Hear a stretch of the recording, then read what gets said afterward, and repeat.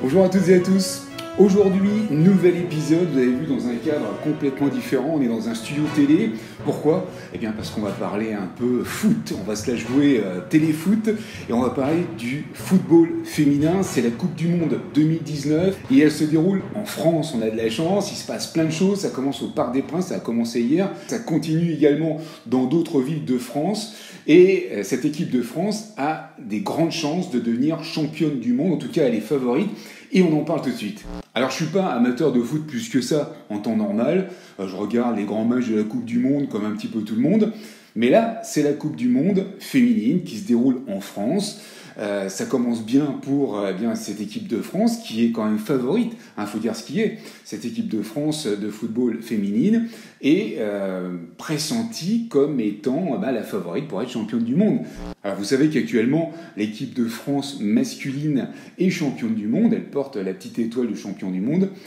C'est le cas en ce moment. S'il y avait en plus l'équipe de France féminine qui portait la petite étoile, ça serait la France championne de foot, je dirais, du monde. Ça serait pas mal. J'admire quand même ces gonzesses, faut dire ce qui est, qui sont sur le terrain, qui y vont, qui courent après la balle et qui sont, si on regarde bien le jeu, je trouve que c'est plus agréable à regarder qu'un match de foot masculin. Pourquoi ? Parce qu'elles sont moins violentes la plupart du temps, elles sont beaucoup plus tactiques, et puis elles marquent, elles y vont pas avec le dos de la cuillère, elles y vont franco, et je trouve qu'il y a une éthique qu'on n'a plus dans le foot, je dirais en général, parce que les mecs, ils n'arrêtent pas de faire du cinéma, on leur tape un peu sur le tibia, ça y est, ils sont à moitié affalés sur le terrain, ils cherchent la faute à tout hasard, ils s'accrochent, ils se tirent, ils se donnent des coups, ils se poussent. On voit beaucoup moins ça dans le sport féminin, et particulièrement dans le foot, et je trouve que c'est plaisant. Donc ce que je voulais faire, tout simplement, c'était revenir un petit peu sur l'historique du sport féminin, le foot, et puis revenir un petit peu sur cette Coupe du Monde qui a déjà démarré, puisque c'était hier, vendredi, le premier match pour gagner cette coupe, qu'on ait 2 coupes finalement du monde en France, ça serait pas mal. Alors ça commence au début du siècle dernier. Au départ, Pierre de Coubertin, que vous connaissez peut-être, le baron Pierre de Coubertin, qui a vécu entre 1896 et 1925. C'est lui, en fait, qui a mis en place, pour vous remémorer, le sport à l'école. C'est lui qui a insisté vraiment pour que le sport se fasse à l'école. C'est pour ça qu'on fait du sport à l'école aujourd'hui. Je trouve que c'est pas plus mal. Ça permet de bouger un petit peu ses gambettes quand on est plus jeune. Et puis, c'est lui aussi qui est l'instigateur des Jeux Olympiques. C'est lui qui a remanié, en fait, les Jeux Olympiques et qui a mis en place des nouvelles règles. À l'époque, il ne souhaitait pas que les femmes participent aux compétitions en raison des effets violents sur la physiologie féminine. Ce sont ses propres mots, parce que le sport, on se bouscule un petit peu, évidemment, mais surtout qu'à l'époque, les femmes, elles n'étaient pas vraiment faites pour se bousculer, elles n'allaient pas à la guerre, elles ne faisaient pas des tâches difficiles, elles étaient surtout là pour être des jolies femmes, et des femmes qui allaient enfanter, qui allaient procréer. Donc ça, c'était, je dirais, l'esprit de l'époque. Alors aujourd'hui, évidemment, ça a bien changé, mais c'était l'esprit de l'époque, et c'est pour ça que Pierre de Coubertin, lui, il n'était pas trop pour que les femmes fassent du sport. Il a fallu attendre les années 80, je dis bien les années 80, pour constater une certaine démocratisation du sport féminin en France. 220 000 licences féminines en 1962, contre 1,4 million de licences féminines en 1999. Évidemment, ça a bien augmenté depuis.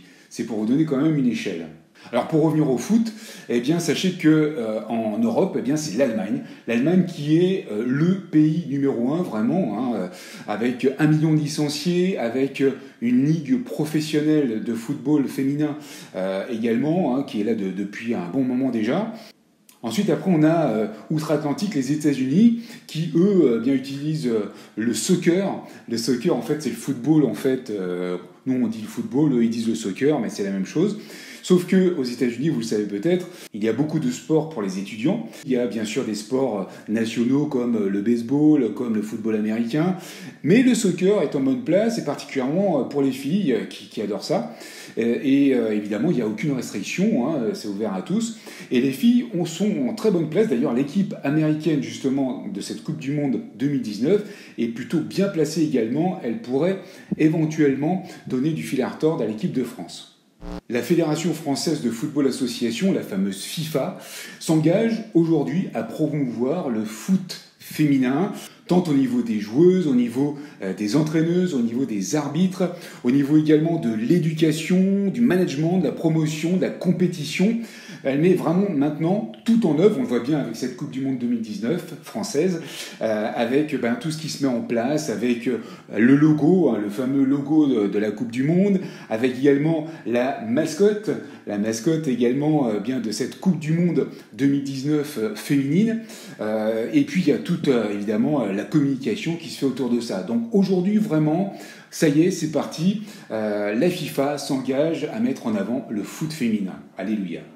On revient un petit peu en arrière puisque les prémices du foot féminin datent d'un match qui avait fait du bruit en 1917, ça date un petit peu. Néanmoins, il faut savoir qu'à cette époque, c'était complètement interdit pour les femmes de faire du foot, en l'occurrence du sport en général. D'ailleurs, cette interdiction a été confirmée et surenchérie par le régime de Vichy pendant la période de guerre. Donc c'est pour vous dire que c'était quand même quelque chose de très très fort et il fallait pas trop s'amuser avec ça. On avance un petit peu dans le temps, même beaucoup, puisqu'on arrive dans les années 70, c'est là qu'il y a un temps charnière, puisque dans les années 70, il y avait, je dirais, l'émancipation de la femme, beaucoup de mouvements féministes qui étaient mis en avant, qui faisaient du bruit. Et donc, à cette période-là, des fédérations se sont créées. Fédération allemande, on en parlait tout à l'heure, fédération française, fédération anglaise également.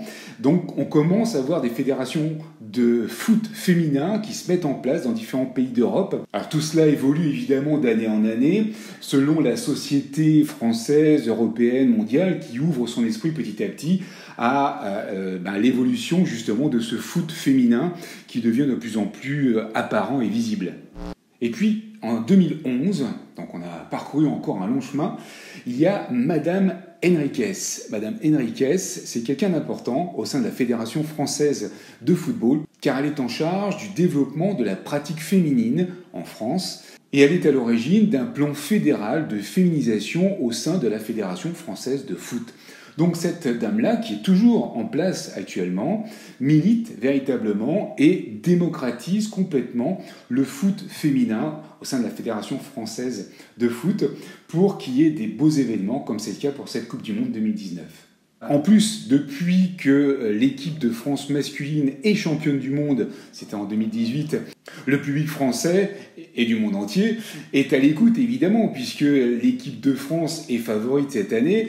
Et ça serait particulièrement génial que les deux équipes, l'équipe féminine et l'équipe masculine, soient en même temps championnes du monde. Ça serait génial quoi, pour le foot français. Et la France serait évidemment le pays du foot. Hein, on dépasserait presque le Brésil carrément, quoi, qui est quand même le pays du foot en règle générale. Enfin bref. Un engouement incroyable pour cette Coupe du Monde 2019, ça a déjà bien commencé hier vendredi avec ce premier match et puis ça continue évidemment. Alors je vous rappelle que les Bleus jouent prochainement, encore une fois, elles jouent mercredi. Mercredi prochain, ce sera le 12 juin. Lundi prochain, ce sera le 17 juin. N'hésitez pas à les supporter, bien évidemment. Ça sera l'occasion de sortir les maillots de la Coupe du Monde, les bleus, blancs, rouges, les trompettes. Et allons-y, on y va, vive les Bleus. Et puis, je vous ai mis également en PDF. Je vous le mets là quand même pour vous le montrer, mais je vous l'ai mis également en PDF à télécharger. C'est un PDF de toutes les diffusions de tous les matchs de cette Coupe du Monde 2019. Comme ça, vous serez au courant de tout ce qui se passe. Voilà, c'est le petit plus, cadeau de la maison. Bon voilà, on a fait un petit peu le tour. J'espère que vous serez là pour supporter l'équipe de France. Moi je serai là, j'irai voir un petit peu comment ça se passe, comment elle joue, comment elle nous mitonne ça aux petits oignons. Bah voilà, j'espère que ce petit aparté studio télé vous aura plu pour parler de cette Coupe du Monde féminine FIFA 2019. N'hésitez pas à me laisser des petits messages. Inscrivez-vous à mes contacts privés, bien évidemment, juste en dessous. Et puis, faites-moi vos commentaires sur les matchs. Allons-y, soyons fous, on va parler foot 2019. Attention, je vous rappelle que c'est du 7 juin au 7 juillet. Et le 7 juillet, on compte sur les Bleus, ES, pour être évidemment en finale. Moi, je vous embrasse, portez-vous bien et surtout profitez de la vie. Profitez de la vie.